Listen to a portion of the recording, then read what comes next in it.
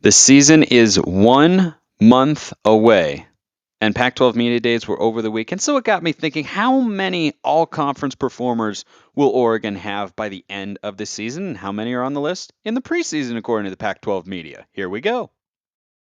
You are Locked On Ducks, your daily podcast on the Oregon Ducks, part of the Locked On Podcast Network, your team every day.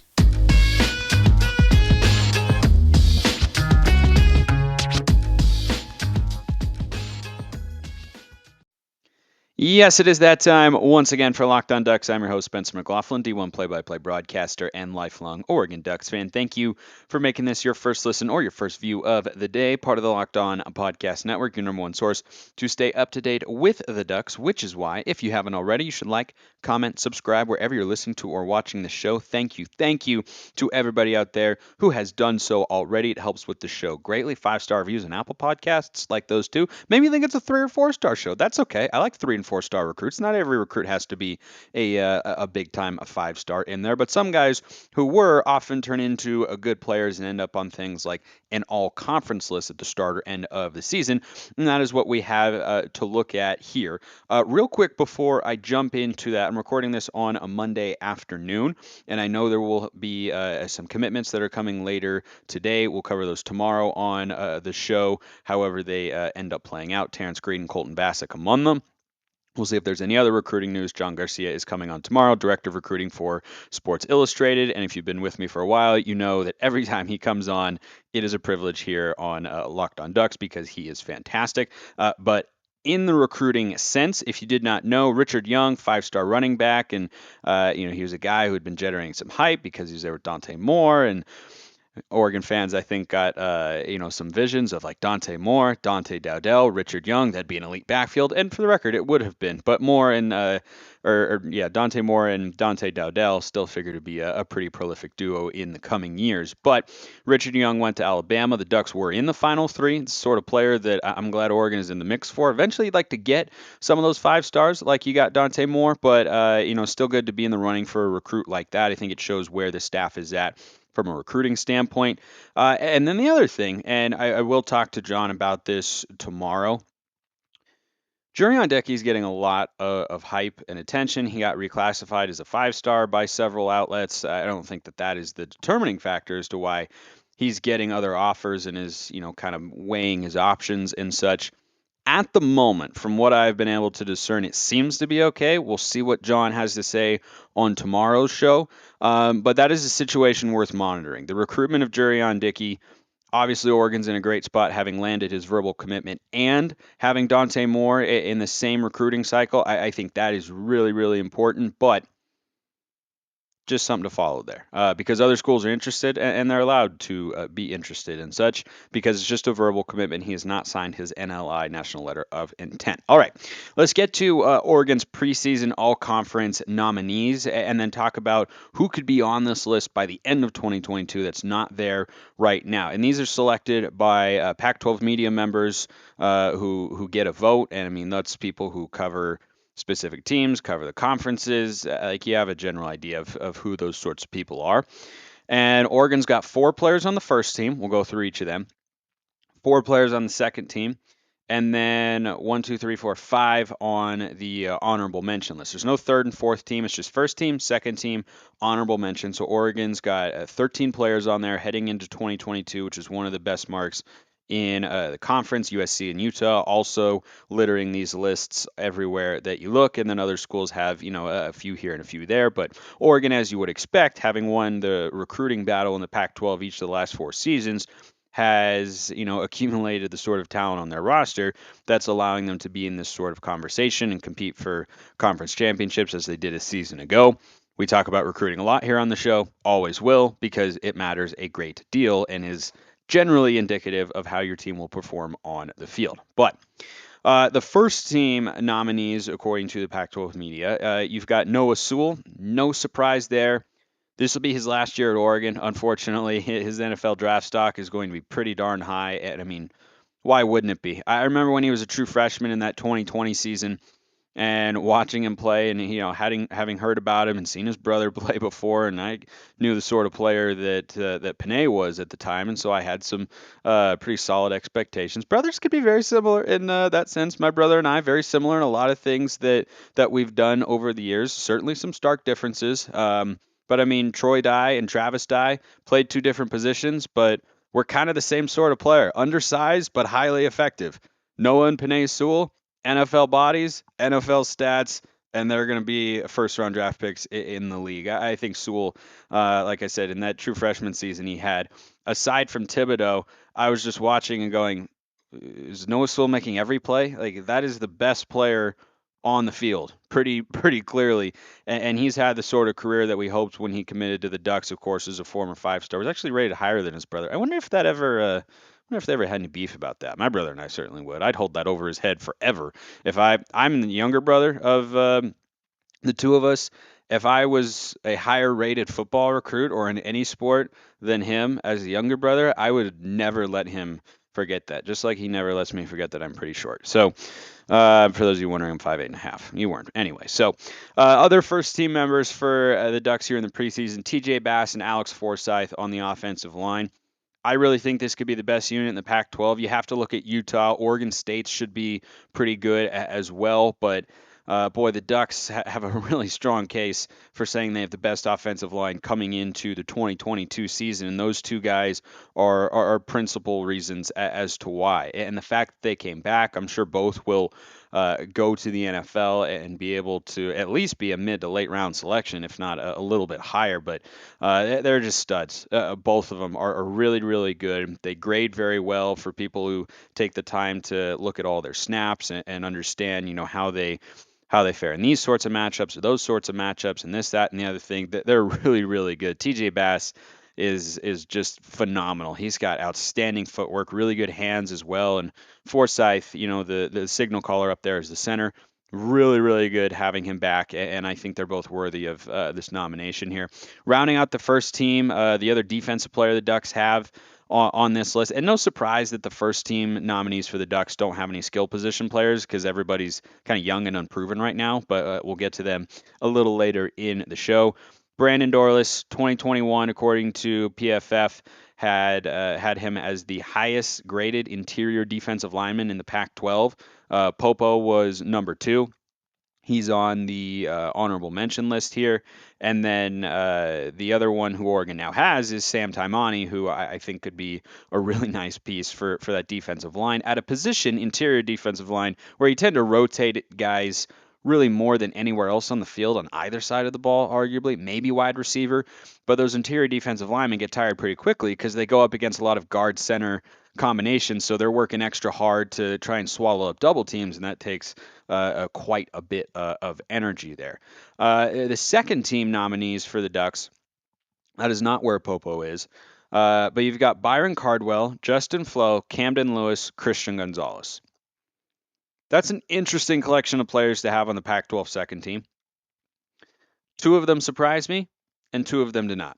I'll tell you which are which after I tell you about BetOnline, the fastest and easiest way to check in on all your betting needs. Find all your favorite sports and events at the #1 online source for odds, lines, and games. Find reviews and news of every league, including Major League Baseball, go Mariners, NFL, NBA, NHL, combat sports, esports, and even my personal favorite, golf. BetOnline continues to be the top online resource for all your sports wagering information, from live in-game betting, scores, and podcasts. They have you covered.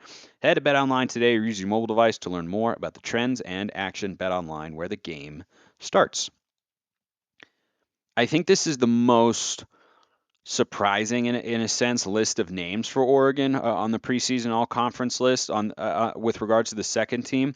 The latter 2 that I mentioned don't surprise me. Camden Lewis, who is just the epitome of player development in college football and giving guys a chance. I mean, when he got to Oregon, let's be honest, he was pretty bad. He was really bad, and he lost the job but ultimately won it back. And he was really good when kicking against anybody except Utah in 2021. But then again, the entire team was good against everybody except Utah in 2021. So I think we can give him a bit of a pass on that. Not like making field goals was the difference between us winning or losing those particular contests.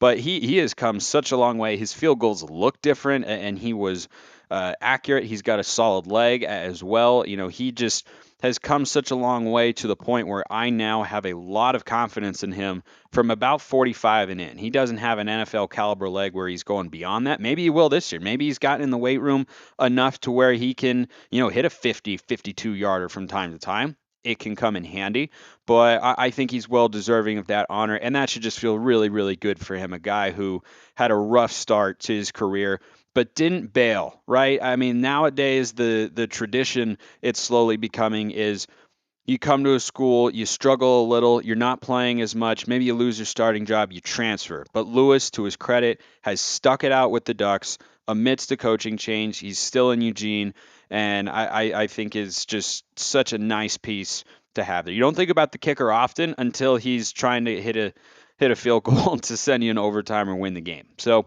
good for him for getting that. Gonzo is also not surprising here. Might be one and done at Oregon. He's played for 2 seasons at Colorado. Honorable mention a season ago. I think has some really nice upside and NFL potential. We'll see the sort of corner that he ultimately becomes this year in Dan Lanning's defense, but I think he has the potential to be our top defensive back this year. Not just our top corner, but our top defensive back overall, depending on how the safeties play out and what sort of jumps we're able to see from that position group after the departure of the captain on the back end of the defense in Verone McKinley. So the other two are a little bit surprising to me, not because I don't think they don't have talent. Byron Cardwell, running back, and Justin Flo, the linebacker. The reason they surprise me a little bit is because these picks are, I mean, it's a respect to what they were when they were recruits, and also the amount of potential they've shown in the limited action that we've seen from them, right? I mean, Cardwell went into last year as the number 3 running back, ends it as the number 2, did a lot of really good things. He's got nice shiftiness. He's got good speed. Not a real powerful runner. I'd like to see him get better this season at finishing runs, kind of strong and tough to be a true number 1. But and I don't think it's a guarantee that he's the number 1 running back, but he's going to be in the fold for sure. He's a really talented player, but he just hasn't had that many reps. He hasn't had that many snaps, and that's why when I saw him on there, I was like, boy, that kind of seemed more like an honorable mention pick. I wouldn't have been offended, frankly, if the Pac-12 media had left him off of these lists entirely. Because to me, I think this is just taking a leap of faith in a sense that he will have that next step. And, him being on the second team is also, I think, people who don't cover the Ducks exclusively, right? They obviously follow Oregon football in the Pac-12. But I think it's also a byproduct of those people assuming he's going to be the number 1. And I don't have that assumption. I'm not against him being the top running back this year. He does a lot of really good things. But you could very easily see running back by committee. And part of the way at the end of the season, when you're assessing these guys' statistical performances and who's on the first, second, third, or, honorable mention team or whatever they end up doing at the end of the year, you have to look at the sort of numbers they put up. And I just wonder if Cardwell is going to have the number of carries that are required to put up the stats that would garner him a second team All Pac-12 performance. Does he have the talent to do that? Yeah, of course. I don't know if he's got first team talent, but I think he certainly has second team talent for the Ducks in their running back room.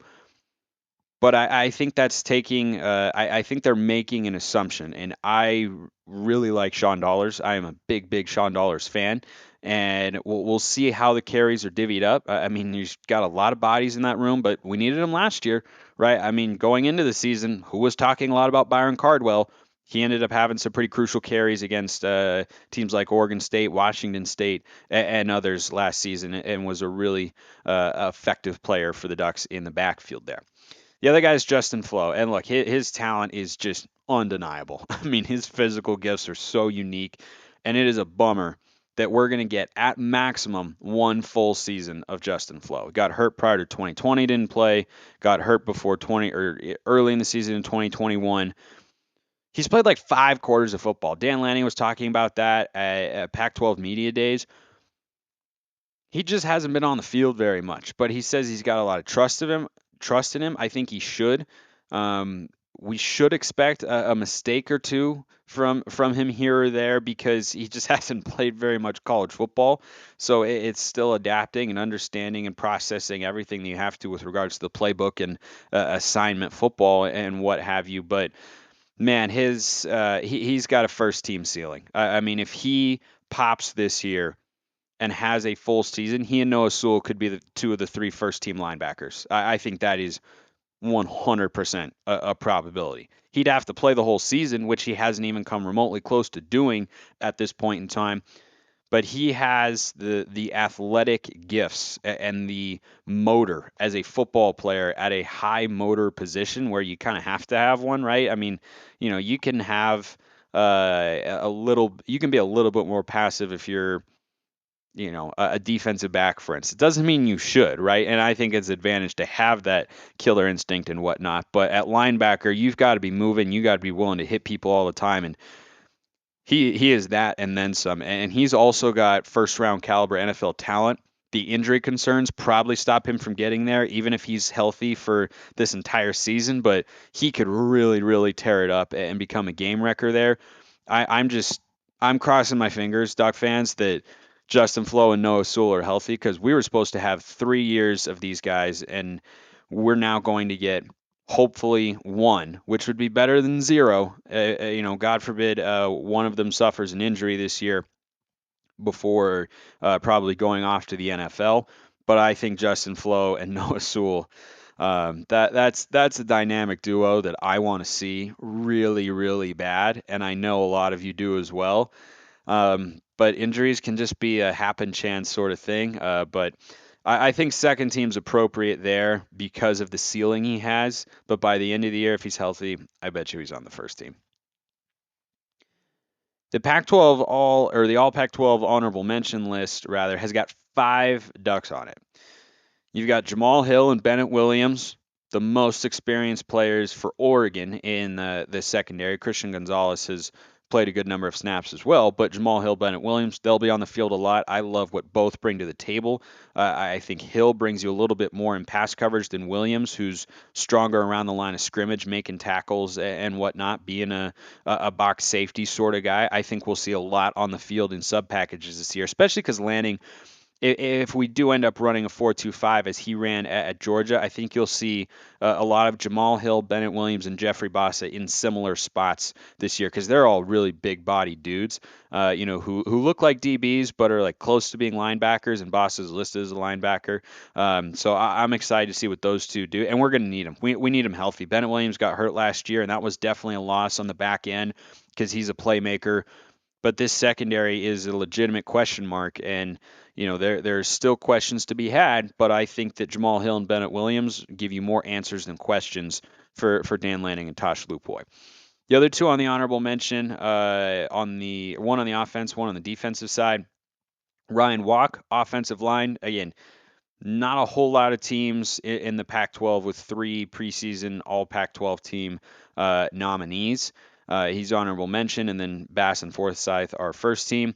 Popo, honorable mention. I think that's about appropriate. I wouldn't have been surprised if he'd been second team, but I think he's appropriately placed there. Here's one that I didn't expect to see either, right? Cardwell was probably the biggest surprise, but I wasn't expecting to see Seven McGee's name on this list. I thought, boy, he hasn't even played but like 2.5 games a wide receiver. That's a lot, but he's on there as a return specialist, and I am all aboard the Seven McGee as our punt and kick returner this year. I mean, is he DeAnthony Thomas? No. Does he play like DeAnthony Thomas? Yes. I mean, nobody is explosive like that. That is a once-in-a-generation athlete, the likes of which we might not see for quite some time in Oregon, even at the rate that this staff is recruiting. But Seven McGee, a little bit like Byron Cardwell, just hasn't played a ton. Like he saw some meaningful action last year, but as a return specialist, I mean, he just hasn't done a lot in that area to this point. But I think they're again seeing that he has the potential there, and he's on the honorable mention list. So a little bit of a surprise, but a welcome one because that means that other people are seeing what we see, which is Seven McGee has some explosive playmaking potential. I will not be surprised in the slightest. In fact, I kind of expect that Seven McGee has a kick or a punt return for a touchdown this year. If he is Oregon's primary return guy in both facets, I won't be surprised if he either comes very close a couple times or ultimately breaks one out for a touchdown in 2022. And special teams, one of the many areas that Dan Lanning can help this team improve with Joe Lorig, who comes over from Penn State, who did a great job with their special teams units over there, always had them ranked in the top 10 or 20 nationally. I think that's one of the biggest areas they can improve from last season is not Camden Lewis's right leg, which was good last year, but kickoffs, kick coverage, kick returns, punt coverage, punt returns. It was really, really bad last year, and that impacts your defense. So you got to be able to help them out a little bit, and hopefully they can do that. And one way they can help the offense is put Seven McGee back there, let him catch punts and kicks, let him do the rest. By the end of this season, who could be on a first team, a second team, or an honorable mention list that is not on this list right now? I got three guys on each side of the ball. And I think that offensively, Dont'e Thornton, Troy Franklin, Terrance Ferguson are my top picks there. Remember, I have guys that are not on this list right now. So not on the Pac-12 media's radar significantly going into 2022, but by the end of the year, I think they'll be taking notice. I will say here about putting both Thornton and Franklin in this trio is I would be surprised if both of them are there because Oregon now suddenly has a lot of bodies at receiver. I don't know if you're going to be able to, have two guys with the requisite numbers to be there in comparison to the entire conference. But Bo Nix is a guy who's not afraid to let it go, which I think favors Dont'e Thornton very well for some deep shots. And he's also, prolific in his arm strength. And so those kind of 8 to 15-yard routes where Troy Franklin, I think, is maybe the best on the team outside of Chase Cota right now. But I think Franklin will one day be better as he continues to develop. I think that one of those guys could really pop and have, close to 1,000-yard season and at the very least make an honorable mention list. I think Terence Ferguson, and it sucks because the tight end room is not quite as busy, missing Spencer Webb tragically, but he was going to be a prominent player even when Webb was on the team. And I think that Ferguson is a guy who brings so much to the table athletically. He is big, he is strong, he's a good blocker, but he's a great pass catcher. He's a run after the catch guy as well. I like Monteval, don't get me wrong. He is a little bit more of a blocker, and I don't think he's as sharp as a route runner because he's not quite the athlete that Ferguson is. But I think both of them represent a really, really strong pair. And again, it just sucks talking about that position and thinking of Spencer Webb and what they're missing there and in a teammate and as a player. But I think Ferguson, with that, could be able to have a few more opportunities come his way. And if he stays healthy, I think he could have a really, really nice season. I love these tight ends a lot. They love the block. I think Mario instilled that in them very well, and they're capable pass catchers and then some, especially Ferguson. He's got some athletic traits. I hope he gets let loose a little bit this year. Other names that could emerge on the defensive side of the ball in 2022.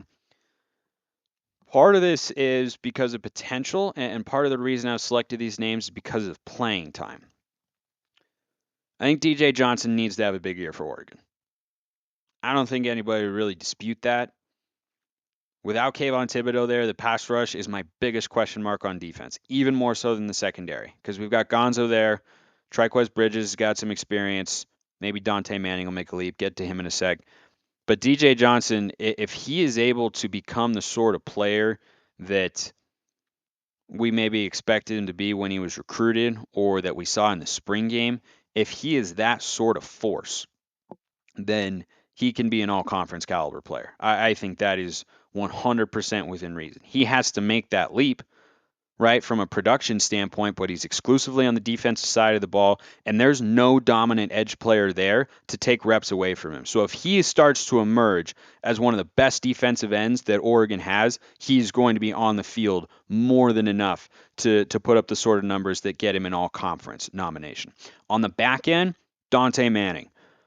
The number 2 corner slot is open. Gonzo has got it locked down for one. I don't think that there's a whole lot of question of that. We'll monitor it throughout fall camp, but I expect Gonzo to be there. But the other one, kind of up in the air, right? You got Darren Barkins, you got Avante Dickerson, maybe the freshman Jalil Florence or Jalil Tucker slides into that slot. I don't know. I mean, both corner slots have different levels, or I shouldn't say both. The 2 corner slots, I think, have different levels of availability. If you're looking at, the 2 outside most corners there, Dante Manning has all of the physical tools, but it just needs to click, and maybe he needs a new staff. I hope that's the case, because when you recruit a 5-star corner, that's supposed to turn into a shutdown caliber guy. He has not been that. He struggled in the run game. He struggled to stay attached to his receiver. He's been beat pretty badly several times over the 2 years he's been with the Ducks. He's been a starting caliber player, but he has not been a 5-star caliber player. And I wonder if this new staff can't get the most out of him with any and all adjustments that they'll make from what the previous administration was running there on the defensive side.